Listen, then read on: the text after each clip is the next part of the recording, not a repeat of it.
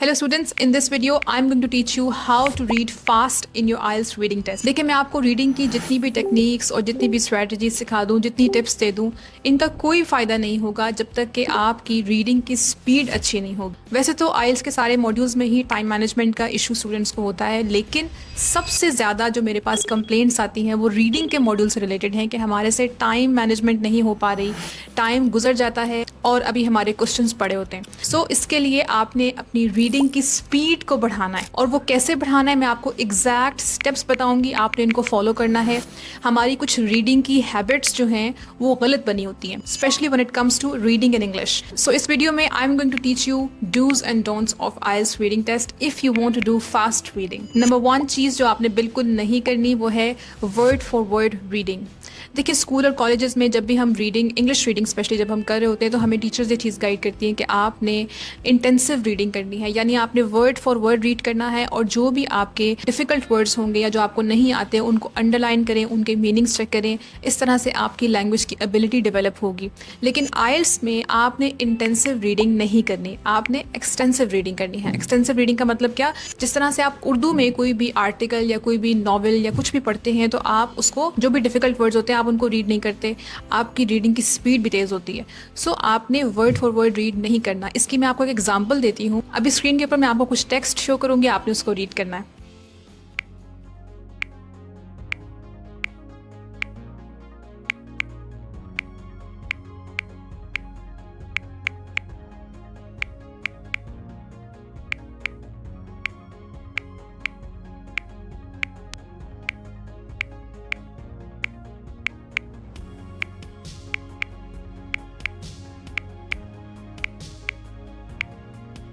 इस टेक्स्ट में आर्टिकल्स भी हैं, ऑक्सिलरी वर्ब्स भी हैं, इसमें फंक्शनल वर्ड्स भी हैं जिनका एक्चुअल टेक्स्ट के कंटेंट से कोई लेना देना नहीं है। सो इसको आपने रीड नहीं करना, इसको आपने स्किप करना है, आपने इसके ऊपर जंप करना है, जिसको हम इंग्लिश में कहते हैं, इसे इंग्लिश में कहते हैं सखार्ड्स, यानी जंपिंग ओवर द वर्ड्स। जो भी आपके फंक्शनल वर्ड्स हैं जिनका एक्चुअल टेक्स्ट के मीनिंग से कोई ताल्लुक नहीं है, जैसे ऑफ है, ऑन है, दी है, इन वर्ड्स को आप रीड नहीं करें, इनको आप स्किप करें। जैसे एक रैबिट या बनी हॉप करता है, आपने अपनी आइज को ट्रेन करना है कि वो भी इन वर्ड्स को स्किप करें। अब मैं आपको स्क्रीन पे दोबारा टेक्स्ट देती हूँ, तो आपने अब क्या करना है, आपने चंक्स में रीड करना है। आपने ये बात याद रखनी है कि आप वर्ड्स रीड नहीं कर रहे, आप आइडियाज को रीड कर रहे हैं, यानी आप आइडियाज को अंडरस्टैंड कर रहे हैं, और इससे ऑटोमेटिकली आपकी स्पीड इंप्रूव होती है।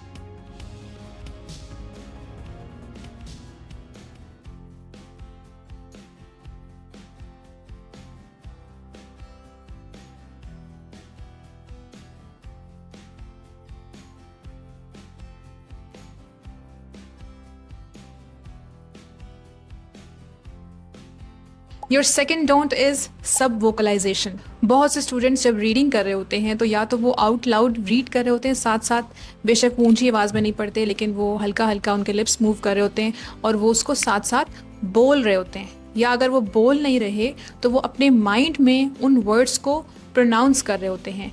इससे एक्चुअली आपकी स्पीड बहुत स्लो हो जाती है। वाई? बिकॉज आपकी जो ह्यूमन स्पीच है, जो ह्यूमन कॉन्वर्सेशन है, आपका माइंड उसको मिमिक कर रहा होता है, जिसका ये मतलब है कि उसकी स्पीड 100 to 250 वर्ड्स पर मिनट होती है, जिससे आपकी जो रीडिंग की स्पीड है वो भी स्लो हो जाती है। अगर आप भी ऐसे करते हैं तो आपने इस चीज़ को अवॉइड करना है, इस चीज़ से अपने आप को रोकें कि आप जो भी वर्ड को पढ़ रहे हैं उसको आप अपने माइंड में प्रोनाउंस भी कर रहे हैं। Do not do that, it's only slowing you down. उस इन्फॉर्मेशन को, जो भी आप रीड कर रहे हैं, उसको विजुअली प्रोसेस करें, उसको रीड नहीं करें। विजुअली प्रोसेस करने से आपको वो आइडिया अच्छे से समझ आएगा, ज़्यादा क्लियर होगा, लेकिन अगर आप उसको प्रोनाउंस करेंगे या उसको पढ़ने की कोशिश करेंगे तो उससे आपकी स्पीड स्लो हो जाएगी। तीसरी चीज़ जो आपने नहीं करनी वो है री रीडिंग अगेन एंड अगेन। कुछ स्टूडेंट्स क्या करते हैं कि रीड करते हैं एक टेक्स्ट को, उसके बाद कहते हैं कि हमें समझ नहीं आई, तो दोबारा से उसको रीड करते हैं, फिर भी समझ नहीं आई, फिर दोबारा उसको रीड करते हैं। इससे बहुत सारा टाइम आपका वेस्ट होता है। देखिए IELTS रीडिंग जो है ये आपका एक ऑब्जेक्टिव टाइप इसका जो टेस्ट पैटर्न है ये एक ऑब्जेक्टिव टाइप पेपर है आपका। इसमें 40 क्वेश्चंस हैं और सब क्वेश्चंस जो हैं वो एक MCQ टाइप या फिर फिल इन द ब्लैंक्स या फिर मैच द हेडिंग्स, इस टाइप के क्वेश्चंस हैं। अब इस तरह के क्वेश्चंस को अपने टेक्स्ट में ढूंढने के लिए आपको सिर्फ कीवर्ड को रीड करना है और आपने कीवर्ड से पैसेज में जाना है और देखना है कि इस कीवर्ड के अराउंड क्या बात की गई है। या तो आप स्किमिंग एंड स्कैनिंग के थ्रू इसको करेंगे, जिसको मैं अभी आगे डिटेल में आपको बताऊंगी, या फिर आप इसकी इंटेंसिव रीडिंग करेंगे अगर आपको उसका मीनिंग समझ नहीं आया।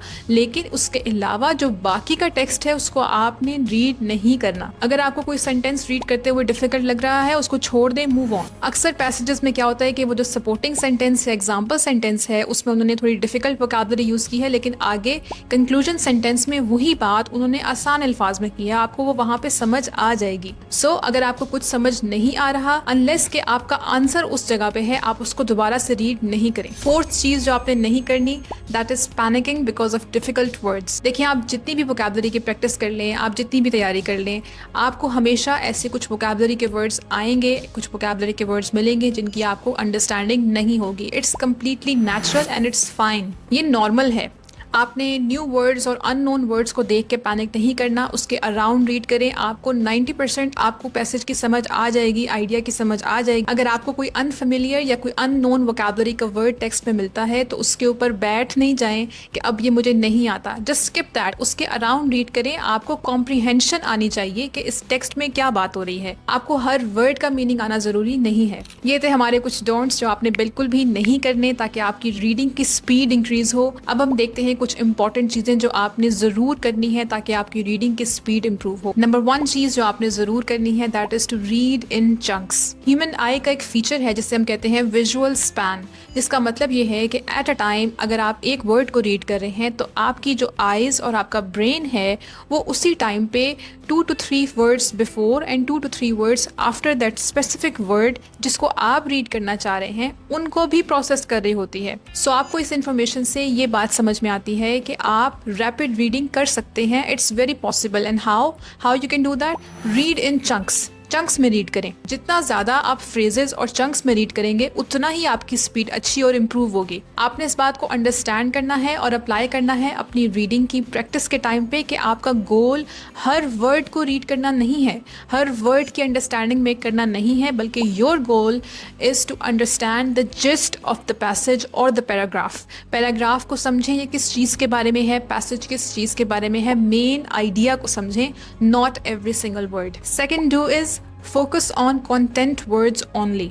देखिए, इंग्लिश में भी उर्दू की तरह सेंटेंसेस के अंदर कुछ वर्ड्स कंटेंट वर्ड्स हैं और कुछ वर्ड्स फंक्शनल वर्ड्स हैं। फंक्शनल वर्ड्स क्या? ऑक्सिलरी वर्ब्स, प्रेपोजिशंस, आर्टिकल्स, इस तरह के वर्ड्स जिनका एक्चुअल कंटेंट के मीनिंग से कोई ताल्लुक नहीं है, बट वो वहाँ पे आपको सेंटेंस का स्ट्रक्चर मेंटेन करने में हेल्प आउट कर रहे होते हैं। तो आपने उन वर्ड्स को रीड नहीं करना। आपका फोकस सिर्फ कंटेंट वर्ड्स पे होना चाहिए कि यहाँ पे बेसिकली कौन सा आइडिया डिस्कस हो रहा है, क्या बात डिस्कस हो रही है। So for example, read this sentence, the scientist carried out an experiment in the laboratory. अब यहाँ पे जो कंटेंट वर्ड्स हैं वो है साइंटिस्ट, एक्सपेरिमेंट, लेबोरेटरी। ये वर्ड्स मीनिंग कैरी कर रहे हैं। इसका मतलब ये है कि इनको ही रीड करके आपको एक अंडरस्टैंडिंग हो रही है कि इसका क्या मतलब है।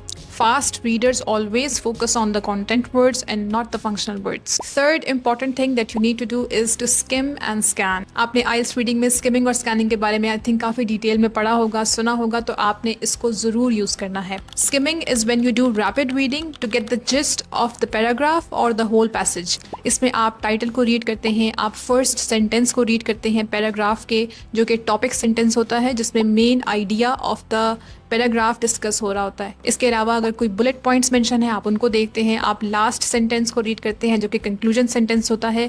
ये सब स्किमिंग की टेक्निक्स हैं। Second rapid reading technique is scanning. Scanning में आपको एक स्पेसिफिक कीवर्ड या फिर कोई टारगेट वर्ड, कोई डेट, कोई नंबर, कोई प्रॉपर नाउन, इसको ढूंढने के लिए आप अपने टेक्स्ट को एक ओवरऑल रीड करते हैं कि ये कहाँ पे मेरी स्पेसिफिक इन्फॉर्मेशन कहाँ पे गिवन है। In scanning you let your eyes quickly dart around और डाउन द पैसेज। आपके माइंड में एक टारगेट वर्ड होता है या एक नंबर होता है जिसको आप टेक्स्ट में ढूंढ रहे होते हैं, जिसकी वजह से आप लार्ज टेक्स्ट की बॉडी को स्किप कर देते हैं। This is also a rapid reading technique which is very effective for IELTS readers. So rapid reading के लिए आपने स्किमिंग और स्कैनिंग दोनों को यूज़ करना है। चौथी इंपॉर्टेंट चीज़ जिसका आपने ख्याल रखना है और आपने ज़रूर करनी है, that is to use a pacer while reading.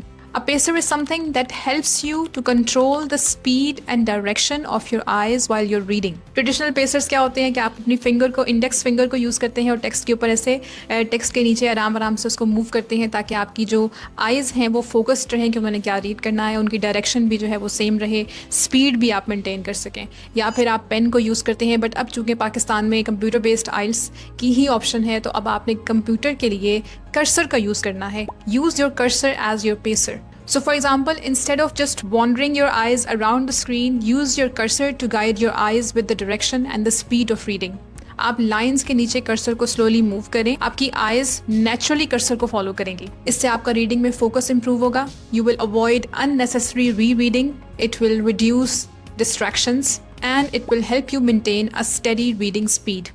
Last but not the least, most important thing that you need to do to improve your IELTS reading speed is to read every day. आपको speed reading नहीं आएगी जब तक कि आप रोज़ाना reading नहीं करेंगे। रीडिंग एक स्किल है, हर स्किल की तरह ये भी आपकी इम्प्रूव होगी जब आप इसकी डेली प्रैक्टिस करेंगे।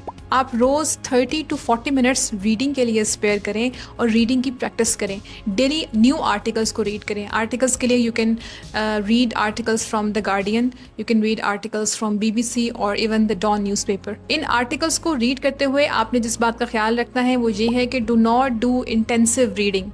Intensive reading word for word reading नहीं करनी, बल्कि डू द एक्सटेंसिव रीडिंग, जहाँ पे अगर आपको कोई वर्ड नहीं आ रहा उसको स्किप कर दें, उसके अराउंड रीड करके उसका मीनिंग समझने की कोशिश करें। अपना टारगेट बनाएं कि मैंने 15 मिनट्स में या 20 मिनट्स में इस पैसेज को कम्प्लीटली रीड करना है और अंडरस्टैंड करना है कि इसका क्या meaning. Practice your reading speed consistently and you will improve your reading speed eventually. That was it for today's video. If you like the video, give it a thumbs up and subscribe for more such videos. Thank you.